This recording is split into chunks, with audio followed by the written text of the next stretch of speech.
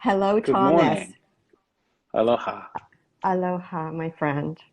I Great to have to see you. say, it's great to see you too. And I have to say, this is quickly becoming my favorite time of the week. Thank you. I love it.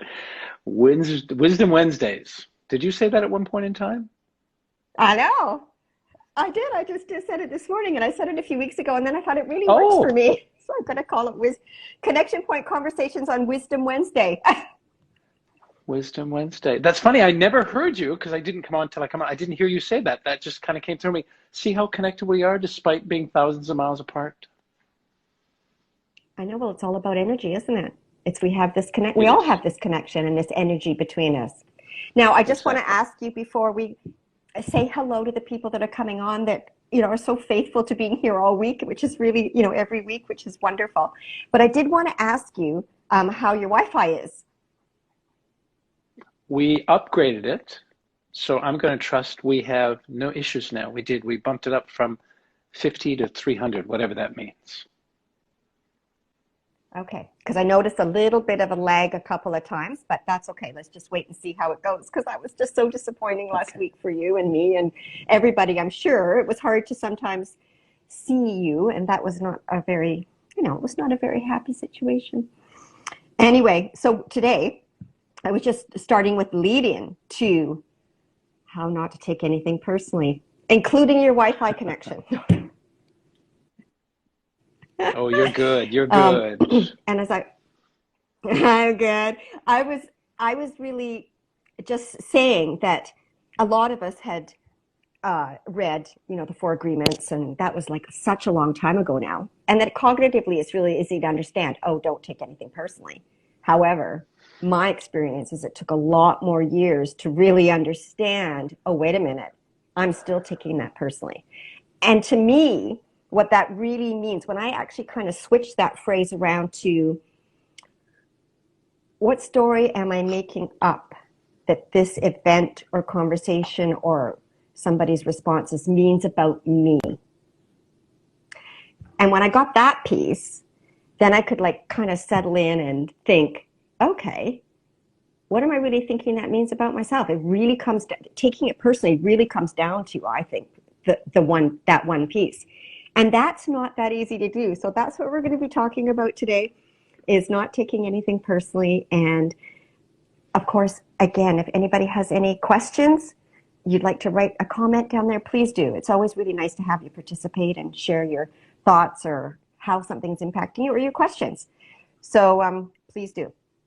Because this really Please is, do. I think, one of my favorite topics. And You're working excited with this morning, and aren't you? working with I am. And That's great. when I work with clients, and I don't know if this is your experience because you're going to share yours, but when I work with clients on this one piece, it's almost like a shock when they actually go, "Oh, wait a minute. I'm responding because I don't think I'm taking it personally, but I actually am. I'm making that up to mean something about me."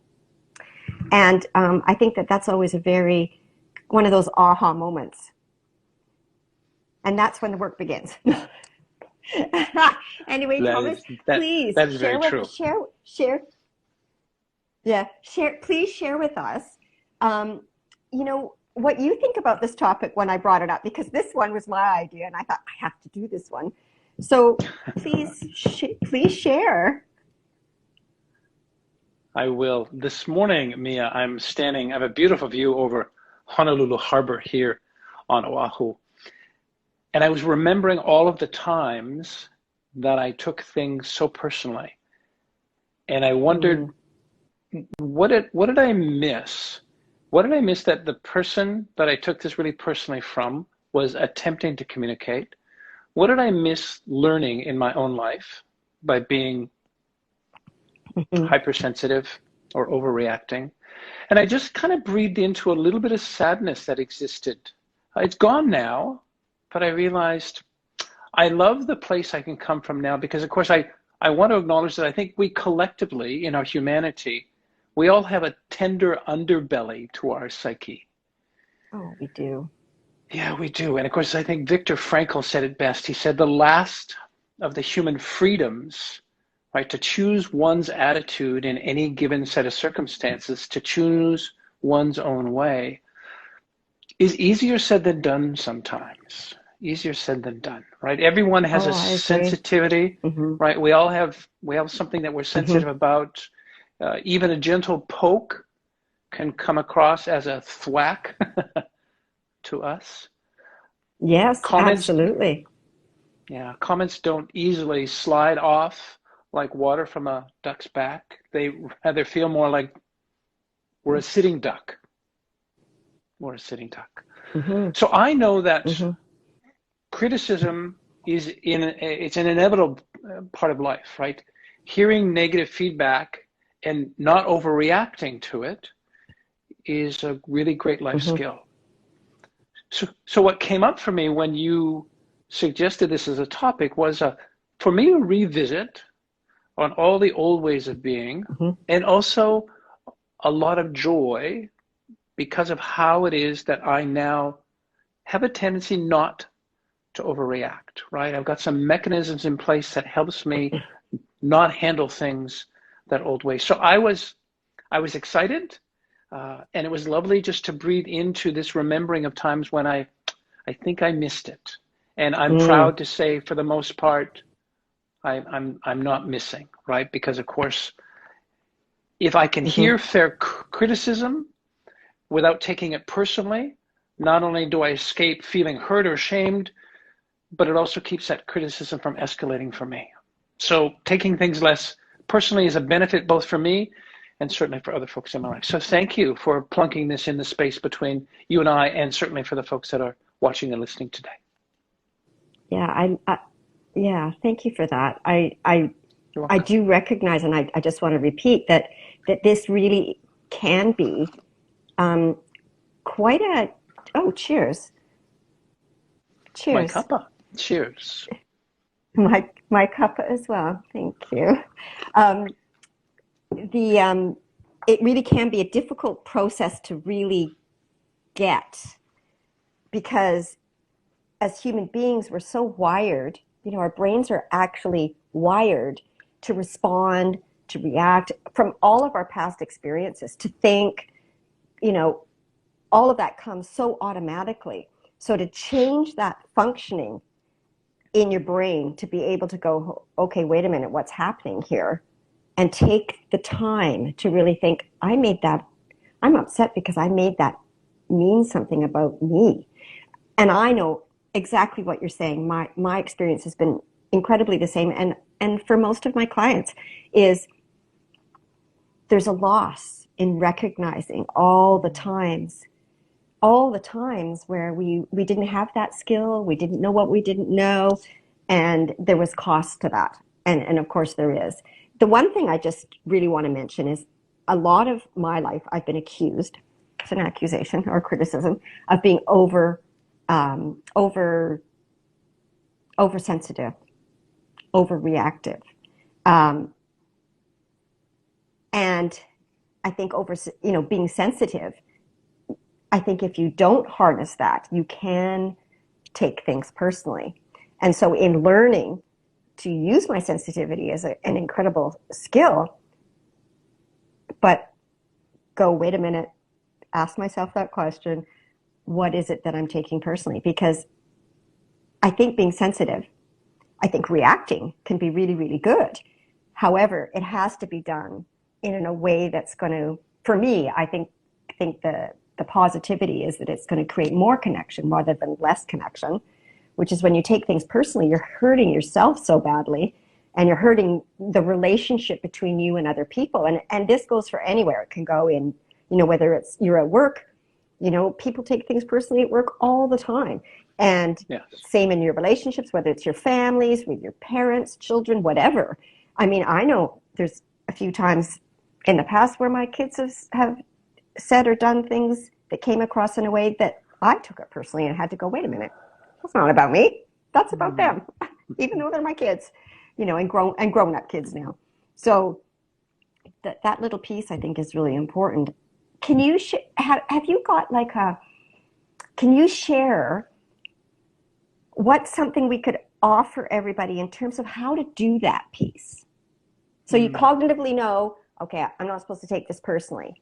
How do you go from the automatic reaction to looking at what somebody is saying or what they're doing or what's happened and look at it and go, okay, wait a minute. This says more about them than it does about me. Right. And yet your brain automatically goes to, yeah, that means something about me.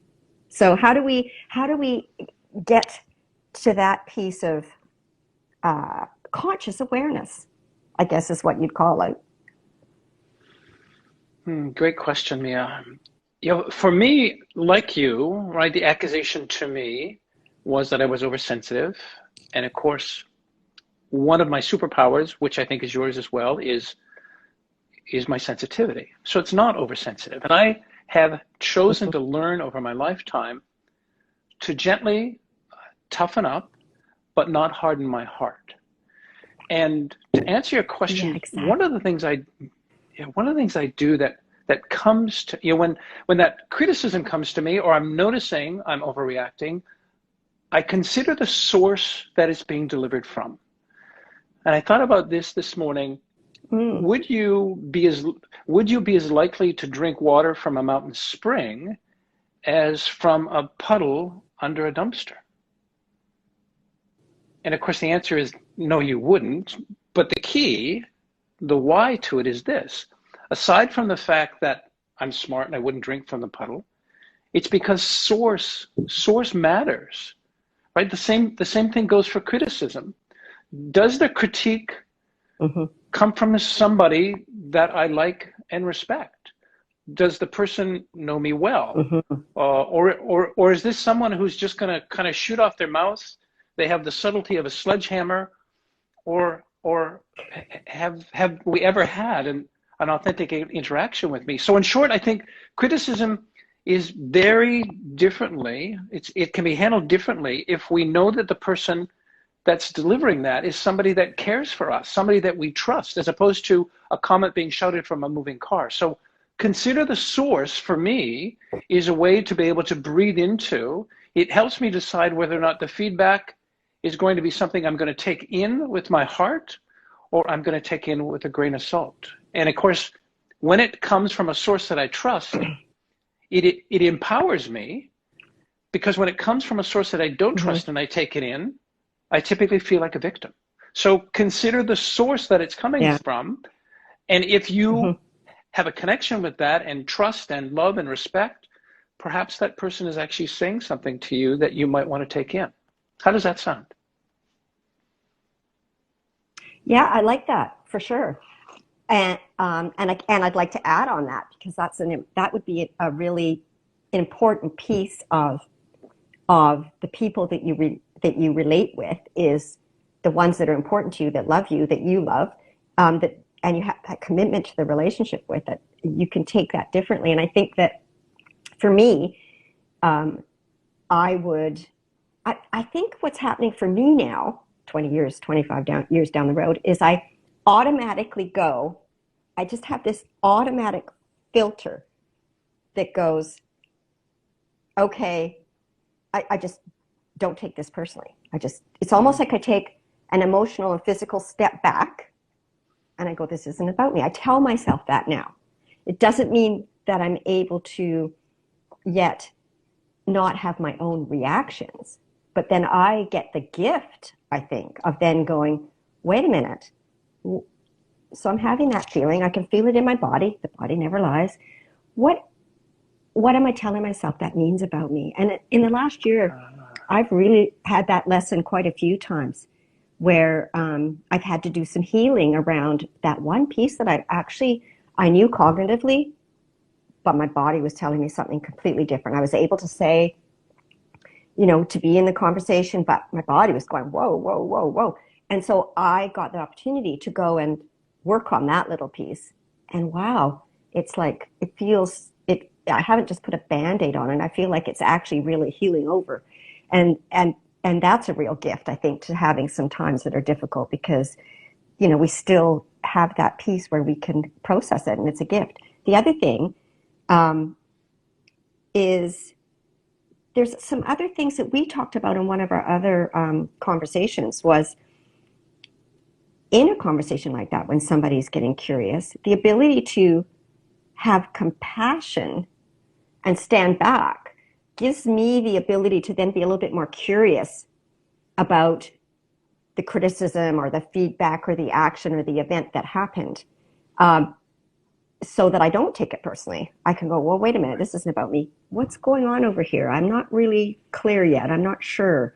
So getting clarity, I think, really helps, because I don't know if this is your experience, but whether it's an angry guy in a car, angry woman in a car, an angry person in a car, flipping you off for whatever reason and you feel all disrespected and you take it personally, or whether it's someone you love, whether you're in a relationship, it's a work store, whatever, that piece of really recognizing, and I think, and this is something to be aware of, is they're coming from their own painful experience, their own hurt. Hurt people. So you're getting all of that energy coming at you. It's not about you. And of course, sensitive people can really take that on. So it's really easy, then to take it personally or to just take all that energy on. But the gift in that, I think, is when we can stop that and just get really curious about what pain or trauma is causing that person in their day to react like that. I find that always being in touch with that heart piece seems to really help a lot. Does that kind of resonate with you a little bit? It does, Mia. You're also reminding me that reaction that we're witnessing sometimes can actually be a reflection of a part of us that we really dislike in ourselves. So Yes. the bird Mm-hmm. flipping from somebody in a car may be a mirror of a time where we flipped the bird to somebody, and we're now seeing a reflection of ourselves that we're really uncomfortable with. So not only is it an opportunity Mm-hmm. to check in and do the work in the heart and be curious, but it's also an opportunity to be able to say to yourself, wow, am I seeing a version of myself that I'm really uncomfortable with? And is there an opportunity Mm-hmm. for me to heal and change that behavior for myself and ultimately feel much better Mm-hmm. and maybe not have that behavior show up anymore, heal it. So I think there's kind of a twofold gift. On some level, Mm-hmm. because of the reaction we have, because remember, projection, Ken Wilber says that projection is when we see something in somebody else and we have an emotional reaction to it. So the overreaction to it might be we're seeing an aspect of ourselves. The gift from that person, without us even knowing it, might be an opportunity to recognize, oh, there, but by the grace of God go I. It's an opportunity to Mm-hmm. breathe into that part of me and begin to love that part of ourselves. So I think it's two sides of perhaps the same coin. Yeah, well, that's quite a bit of what we talked about in one of our other ones on the shadow work, is that Yes. piece. So it's And kind of so classic. that's a It very can valuable be piece. classic shadow. Yeah, it can be classic shadow as well. Absolutely.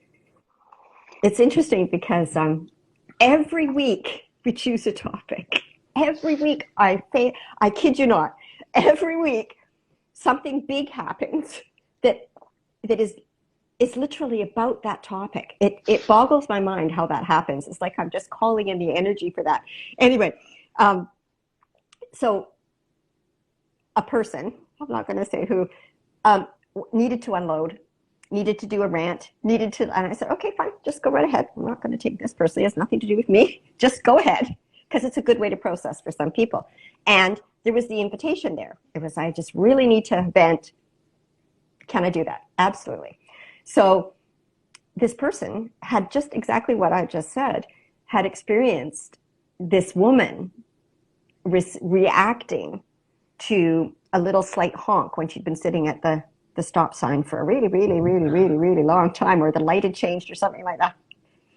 And, flipped this person off and got really angry and started yelling. And I'm in my head going, yeah, okay, well, it didn't mean anything about this person who's talking, and she probably had a really bad day. Maybe she's got a mental illness. Who knows what's going on? But this person, very special person, took it all personally. It meant that because she was behaving disrespectfully, it meant to him that in some way he shouldn't be respected. He wasn't worthy of being. He went to that total personal place of what it meant. So I think it's a good example of, you can just visualize. I could visualize it when he was telling me this person flipping him off, and the internal dialogue. The feeling comes first. You tell yourself an unconscious story about it. He made up the story that because she was behaving like that, it meant that he wasn't to be respected. Now, instead of just seeing her behavior as being disrespectful, which was about her, he made it up about himself. So then it goes from the feeling and the thinking to a reaction that happens, and it's almost an instantaneous reaction, almost instantaneous. And so I did smile a lot through that, because I did not want to counsel this person. I'm not their counselor. However, I could see the process, and I thought it's a really good example of how fast that story. Now, he's got it. This person I know has a wounded heart around not being listened to, being disrespected, being misunderstood. And he really felt that she misunderstood his intention. So there we go, the personal piece and why. Whereas I really feel, thankfully, I just sit there and go, oh, something's going on with them. They're hurting. They're angry. It has nothing to do with me. And I'm finding that easier and easier and easier to do. Obviously easier out in the world, harder to do a little bit in your personal relationships.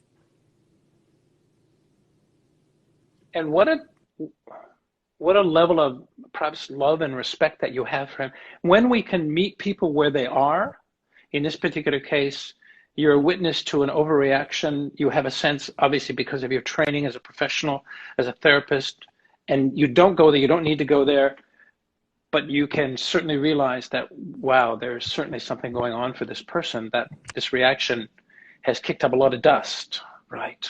And yes, we would love those that we care about to kind of get it in that moment, like maybe we can from time to time, but kudos to you, Mia, for actually not becoming his therapist, his counselor. You're right, not appropriate, but I love that you got what it was really about. Therefore, the story I'm going to make up is you're doing a really great job of being able to notice when the similar dynamic takes place in your life, and you can set yourself free and not be connected to and come from that prefrontal cortex, that reptilian.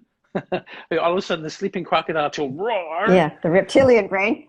The reptilian brain conks in, and off he went in that particular case. So great. What a gift to you to see a former version of yourself when you want to do that, right? Yeah, exactly. Thank you so much for that, Thomas. I really appreciate that. It's always nice to sort of be recognized where I'm getting better at doing things as well. The thing is, too, I think that something big for me in those moments were that in the past, I wouldn't have trusted. I would have been going, oh my God, they're going to turn into murderers, or this person's going to do something really bad, the black hole, they're going to fall into that. And I now trust, okay, wait a minute. And I know this person really well. So I trust that their process over the few days, they're going to process this whole thing. And they're probably going to come out with some understanding on their own. And I might check in and go, hey, how are you feeling about what happened the other day? Or ask some good questions around that for my own curiosity, because as we know, I'm naturally curious to know. You are. Your superpower. Your superpower. Oh, I don't know if many people like that, though. But that's not my problem. I'm not taking that personally. Yeah, good for you. That's actually really great. Yeah. So I was wondering, would anybody mind if I wanted to just read and share what Don Miguel Ruiz, it's just a little short, well, it's not that short, but I'll read a little portion of it. Is that okay if I read that, Thomas? You bet. Okay. So this is what he says. And I remember reading this and going, I think I had to read it about 5 times. So whatever happens around you, don't take it personally. Okay, we've all heard that. Nothing other people do is because of you. It is because of themselves. All people live in their own dream, in their own mind, in their own stories. I'm going to add that in there. They are in a completely different world from the one that we inhabit, that we live in. When we take something personally, we make the assumption that they know what is in our world, and we try to impose our world on their world. Even when a situation seems so personal, which is, what we've been discussing a little bit, even if others insult you directly, it really has nothing to do with you. They're telling themselves a story. What they say, what they do, and their opinions they give are according to the agreements they have in their own minds. Taking things personally makes you easy prey for these predators. He calls them the black magicians. And I think, it's everybody's shadows, the black magicians. They can hook you easily with one little opinion and feed you whatever poison they want. And because you take it personally, you eat it up. Now, my caveat to this, and I just love that, is that anything anybody says or does, in truth, can only can only impact us if in some little way we believe what they're saying. And that's just my thought on that. Yeah, very true. Yeah. Yeah, will we make a choice to allow that comment in? And if we do make a choice to allow it in, and I think it's important to remember that people will always say mean things, right? People can be dumb. Mm-hmm. People can have no filter. And of course, it's only human to make a mistake and say something critical or insulting, right? I've been there. It happens, again and again. And of course, if you've got somebody in your life that's offering up criticism, right, and it becomes a pattern, right? I live by this, and to paraphrase that, criticize me once, that's on you, right? Criticize me twice, that's on me. So I think your point is well taken, Mia. We have a choice as to whether or not we let it in, because ultimately, if it's criticism that comes, doesn't have any grounding, isn't about us, and it continues to come from this person, it becomes boundary time, right? We need to set a boundary to say to them, hey, that's not working for me, because most of what you're saying has nothing to do with me. And I think I love the wisdom of Miguel when he says, and the interpretation I hear is that I make a choice whether or not I really believe what somebody's saying is about me. I make a choice.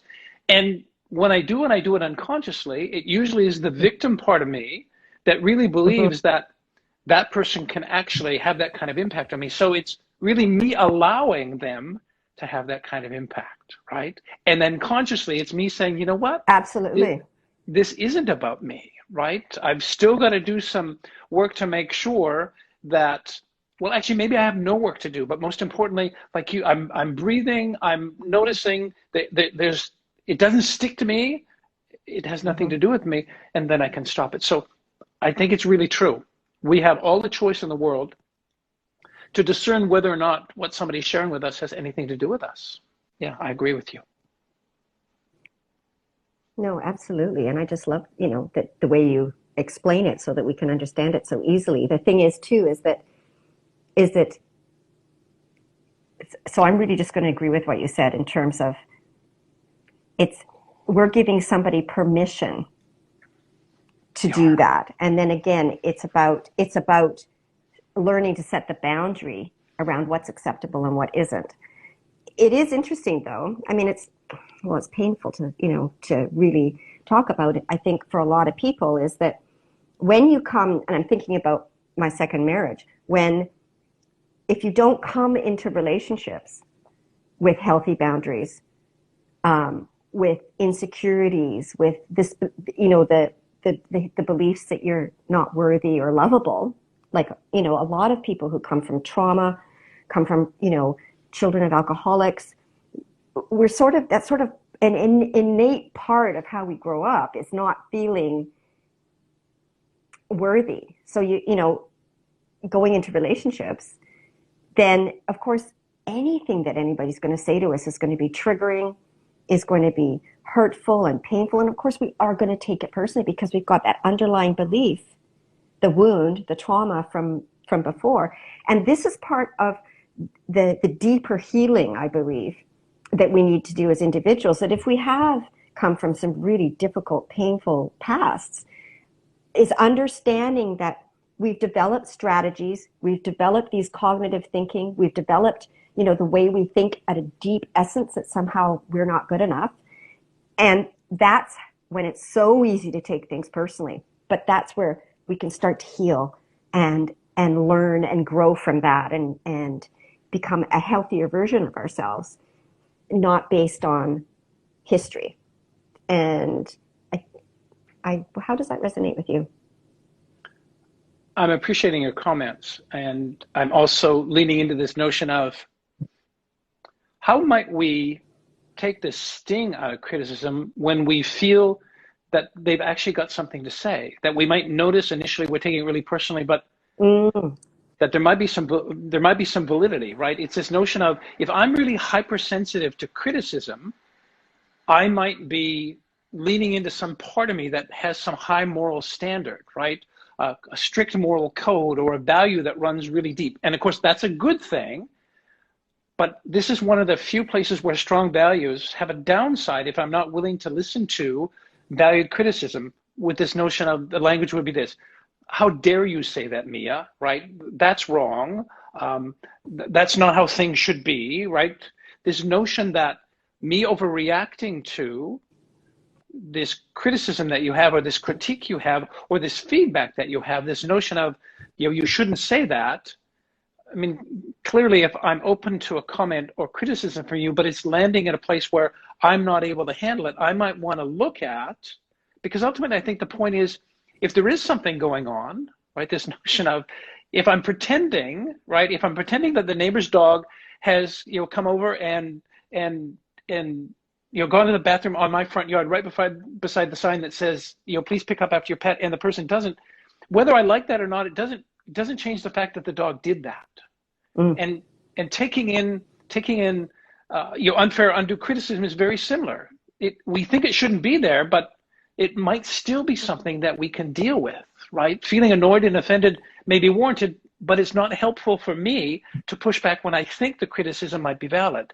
But it's this idea that we've got to walk the line and kind of follow the rules. We can't control everything in relation to what somebody's saying, but we can focus our attention on some aspect of what somebody's saying to us, realizing that they may have a really valid point, right? If you were to come to me with some criticism based on a relationship, and I'm thinking you would ask me if you could make a comment first, I'm going to be open to that because I trust you. We have a great relationship, very differently than if somebody came to me and had a criticism and I was oversensitive to it, but I don't have a relationship to them, and it might be one that I want to take with a grain of sand as opposed to take it in. So I think you make a really great point, Mia. It's an opportunity to be able to say to ourselves, am I going to let this in, or is this valuable for me, or am I just going to say, thank you for sharing, and I never thought about it that way, and next. It's interesting. The one thing I learned that's coming up for me now after what you've just said is, I remember my dad being a very, I think I mentioned this before on one of our other topics, being a very critical person. And I used to take that really personally. I made stories up about what that meant when I was a kid, and when I was a teenager, and when I was in my 20s, and when I was in my 50s. But what I learned was that a lot of criticism, that's a very cognitive expression of communication. It's not a heart-centered sense of communication. What I realized was that a lot of criticism comes from fear. My dad was afraid that if I did this, then this is what was going to happen. This is what was going to be the fallout was. So I actually really learned to recognize the fear behind criticisms. Now, there might be some validity. However, if a person can actually then say, whether it's us or somebody else, what the fear is, what they're afraid of happening, what is the intention, what needs to change because of the criticism, and I don't use the word criticism because to me that has a really negative connotation. I say feedback. So I like to say, I need to offer you some feedback. And there are really positive ways to do that. Not a lot of people can do that. Obviously, there's a lot of people that just obviously come from that reptilian part of the brain, and the criticism comes in and there's blame and all of that stuff that can be so damaging for relationships. It isn't that there isn't information in there. The information is probably really important from the other person about the relationship, not really about us personally. Does that make any sense? It's like, I don't know if I'm explaining that very well, but the criticism over here is kind of like there's a disappointed hope or dream or idea and it's not happening, and the criticism comes at the other person. However, it's not really about the other person. It's about the relationship that's between you. And I think that that's a really great way of then going, okay, this is about something that needs to happen, something about a value that's been compromised or a need that's been compromised in our relationship between us. And being able to take that step back out of it, I think is really valuable. And I really like to use that with my clients as well. I have them like put a circle between them and I have them step out of the circle so that they can really look at what what the hope and the dream is behind the criticism. What's happening over here where they're afraid, what they're looking for, what they're needing, what it is that the criticism is saying underneath the criticism. And I think that, people grow in relationships at different phases. And so here, we are maybe able to look at that a little bit better now because of our experience in life and all the work that we've done, and the other person isn't. But if we can stay grounded in it's not personal, let's see what piece they're really trying to say in terms of what the criticism means about them. Yeah. Does that make any sense? Does that make any sense? It does. I know I'm sort of probably talking in circles. No, that's not my experience, Mia. I think what you've landed on really well is this notion of, gosh, how might this be about me? What little grain in here is about me, and discerning between what's about me and what's about the relationship. And certainly if that was the case, there's some additional work to do, but I love how you pulled them apart and allowed folks to be able to see there's a couple of different elements to, and remember, the thought is my hypersensitivity to the feedback I'm receiving, right? What's there for me that I can actually hold and be grateful for? And what's there for me that might be a reflection of some aspect of the relationship that's strained? So kudos to you for being able to point out that it can be a little bit delicate to be able to pull it apart. But if you have a willingness to do that, and this person, you've got a relationship where they trust, there may be an opportunity for you to take some of the pearls of wisdom away, but there may be an opportunity for you to be able to say, no, there's this other stuff. Can we have a conversation about what that means to you, what it means to me, and an opportunity to grow from there? Exactly. So really great clarification. Yeah, really great clarification on that. Thank you. Thank you so much. Well, it actually might mean that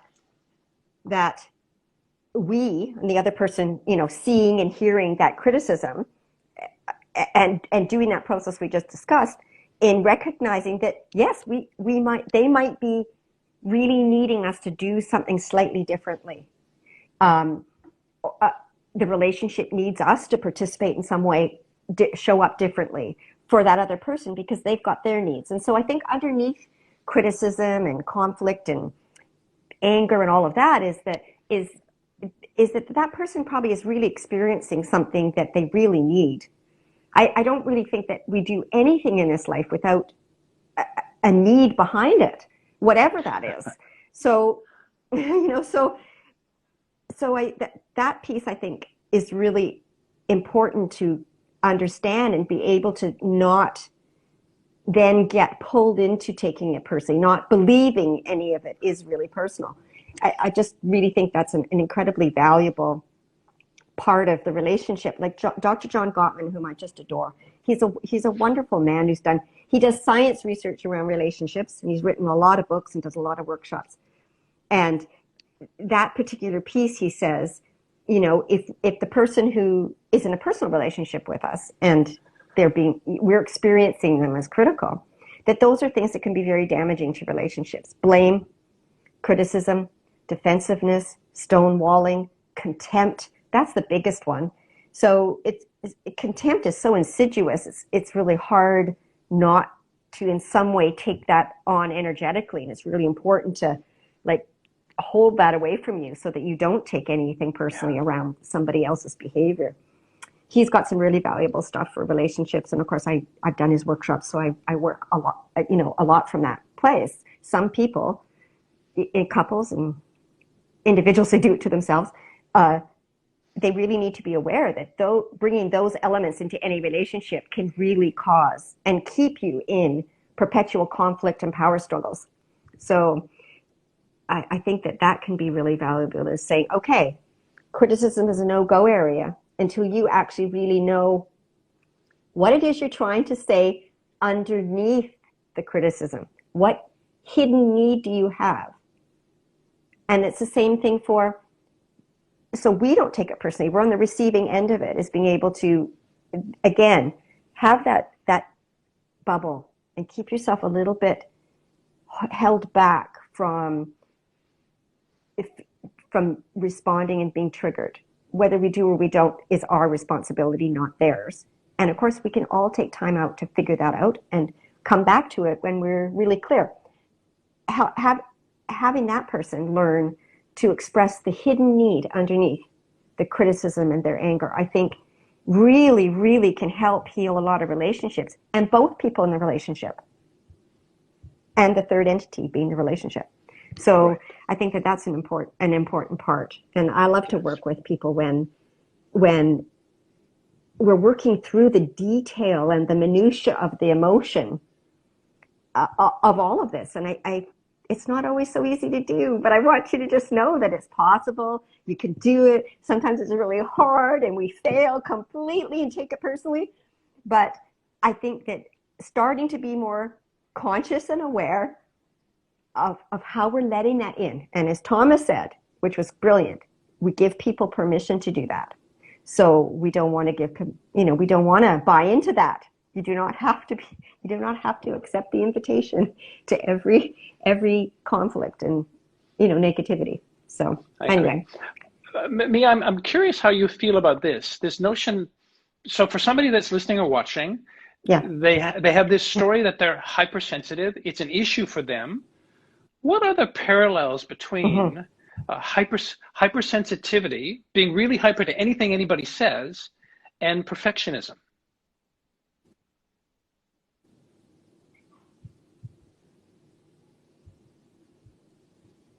I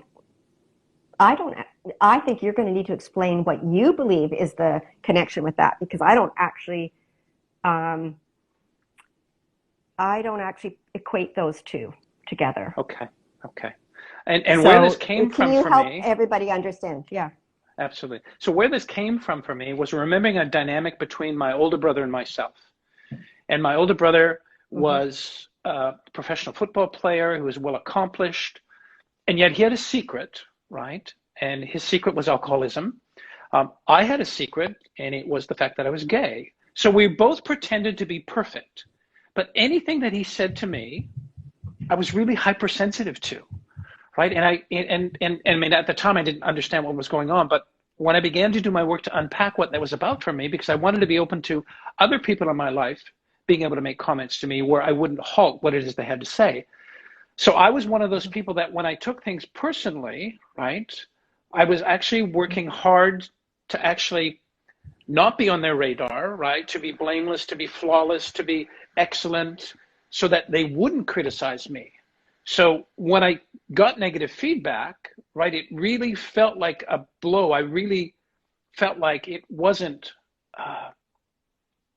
fair for him to say that. But I realized because the game I was playing was pretending to be perfect, anything that came into me was an opportunity for me to actually keep that part of me, that shadow part of me, right, that I was hiding from folks.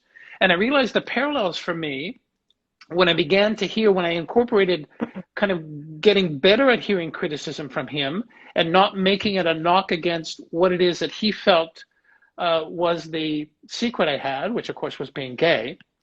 It was this idea of being open up myself to not being defensive, right? So I drew a parallel between this idea, almost a straight line between this idea of my hypersensitivity, and it came from this notion of I really didn't want people to discover that I wasn't perfect. So I wasn't open to getting feedback. And I'm wondering, and the reason, and thank you for handing that back to me to kind of reframe, but I'm thinking for folks that might be really hypersensitive, if they looked at this idea of, might there be some stuff going on around for them around this notion of a pretense around being perfect? And of course, if that was the case, anything that came at them, anything that came at me, because of course I was pretending to be perfect, was really difficult for me to take in. And I think he had some really valuable lessons for me that I would eventually be able to learn. And it had me be able to see, what I wasn't willing to take in as some feedback or criticism from him, the barrier in front of it was this idea that I was pretending to actually be perfect. Does that make any sense? It makes sense. And I understand your use of the word absolutely now that you've explained it. I wouldn't use that word. I think that it's because we all have these personas, and so we want ourselves to believe this persona, this pseudo self, and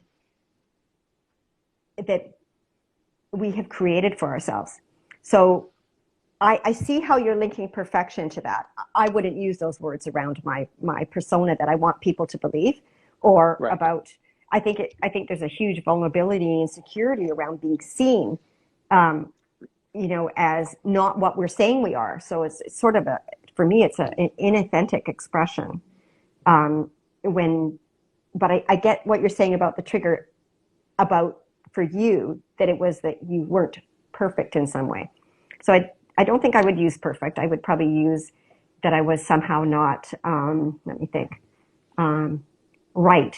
Or that there was something wrong with me, so I wouldn't use the word perfect, but I totally understand what you're saying. And some people might totally be able to relate to that from how you've described it.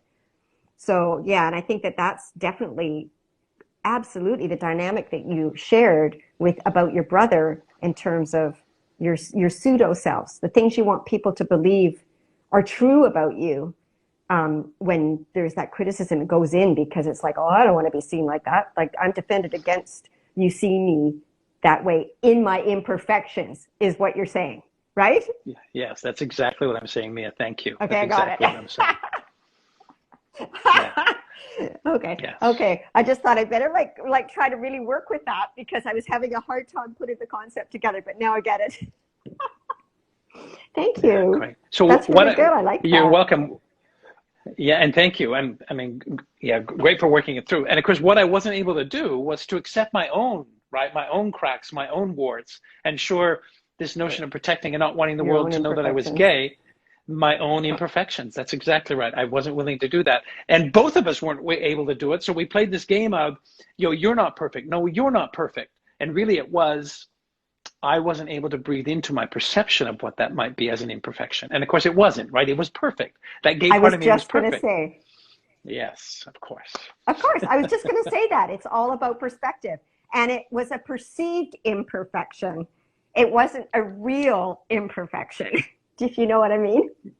So yeah, but I think that that's what we do. And oh my gosh, if we get into heavy duty psychology and all of that, we all live through those personas, and we want people to believe that about ourselves, accepting the shadows, our imperfections, our lack of perfectness. Is absolutely one of the, I think, becoming more aware and conscious. And I used to love to say, finally said to my second husband, I'm really dancing as fast as I can here, so I would try to respond with some of his criticisms and from his fears, with sort of like, okay, wait a minute here, like I really am dancing as fast as I can. I'm not perfect. I'm doing the best I can. And I think it's really important for all of us to be able to believe, to feel that we're doing the best we can at the time with the information we have. And of course, as you started the whole conversation back at the beginning, is being able to look back. Of course, there's some losses and some grief around what it was we didn't know when we didn't know it. So yay that we all learn and we grow and I don't know, we evolve, I guess, as human beings. And that's the important part. So Great. And I thank you so believe, much for sharing in this conversation. you're welcome. I really believe there's something to be said for taking things to heart, right? Taking things personally means Yes. that we engage with the best part of us with other people. Not taking things personally, at worst, can actually lead to thinking that folks don't matter. So I think it's this balance. So oddly, kind of letting things get to you might be a good thing, right? Taking them personally in the best possible way for yourself. It's finding this happy medium between kind of hypersensitive and caring deeply for ourselves. Because it may sound strange that I'm now saying it would be important to actually take things to heart, and at the same time take those things to heart that actually really are a reflection of how you understand yourself, and take things to heart when they come from somebody that's a trusted source. Absolutely. I love that. Thank you for sort of reminding that. It sort of summarized everything there. I think that it is important, of course, to take things, through our heart, but in a positive way. And I think that makes a difference between making it up a negative story about what it means about us, to being able to take it in personally and take responsibility. So for me, it's a big thing about taking responsibility for ourselves. And I think that a lot of people who do take things personally, it needs to come down to that piece of, wait a second, I can be being responsible in a different way, and learning how to do that little piece differently, I think can be really valuable in moving forward for everybody. And just recognizing that we have choices. We make choices. Again, I love that topic as well. And and there was something else I wanted to say, but it completely went out of my mind. So I don't know, we've only got 6 minutes left. So I'm hoping that it might show up because it seemed important. Right. Mia, I've not heard you use the word responsible. I really like that. Have you not heard that before? Well, I've not heard it before. I've not heard it from you before, but no, I've not heard that before. Responsible. I was really challenged in my life to really dive into responsibility. And my way to break it down was, how would I respond to what life actually brought to me? Response able. Tell me a little bit more about that. That's actually really great. Response able. Yeah, well, I guess it's about what it is you're capable of doing in terms of responding in a more positive way. Taking responsibility for your response is really response able. And I guess that's the part where, I have an ability. I'm able to respond in a different way than I used to, with the intention, I hope, of creating, more connection and more love and better relationships. So I just love response able, because responsibility, some people go, ooh, what does that mean? But being responsible, having responsibility means you can be response able. You have this skill to learn how to respond in a different way than you did before. But I think that's kind of what it means. I like that. Yeah, I do. I like that. Yeah, I like it too. In relation to, am I being hypersensitive or oversensitive? It can be a tool that you can use to discern, right? Am I able to respond to? Do I want to respond to? Response able. I'm going to breathe more life into that in my work and in my own life. Response able. Yeah, thank you. Yeah, response able. Oh, you're more than welcome. I really love that as well. I think that being response able is like, it's sort of like, oh, I can work towards that skill. Yeah, it's definitely a good one, for sure.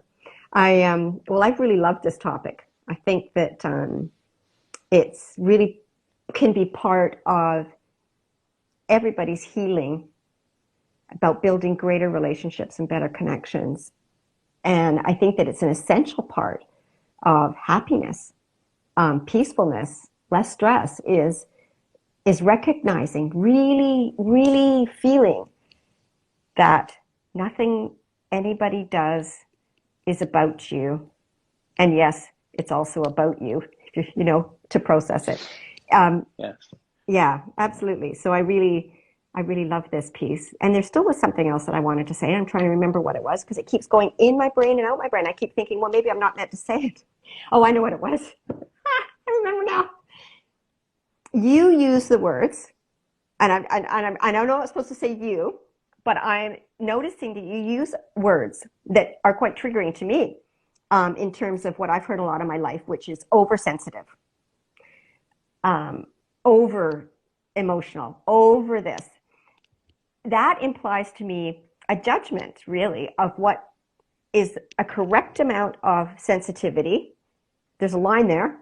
I've gone over it. I'm oversensitive. You said that about yourself. Or that I'm over emotional. Again, there's a judgment about that. And I just actually really want to address that quickly before we leave, that there's nobody, like, who's the boss of too much sensitivity or too much emotion. But being response able means that we're taking our sensitivity, however big it is, I call it big feelings, big sensitivity, big emotion. We're going to be responsible for it, and we're not going to project it on anybody else. So I think it's okay to be as sensitive as you want to be, as emotional as you want to be, as long as you don't project it and make it about the other person. And that's where the gift, I think, in really recognizing that piece. I just really wanted to say that. It's just important to me. When I struggle with something, I'm either judging, I'm resisting, or I'm attached in some way. I've made up a story about what that means. And so I just really like to offer you as well that you look at the history and the past for yourself, as I'd like all of you out there listening and later to listen, to be able to experience that it's okay. No judgment there. And we're in our last minute, and I don't want to lose it. So let's just say we love you all. Call us if you need us and want to talk about this some more. And thank you so much for joining us. We really appreciate it. And love to you, Thomas, as always. And aloha. Aloha. Take care, everybody. Bye now.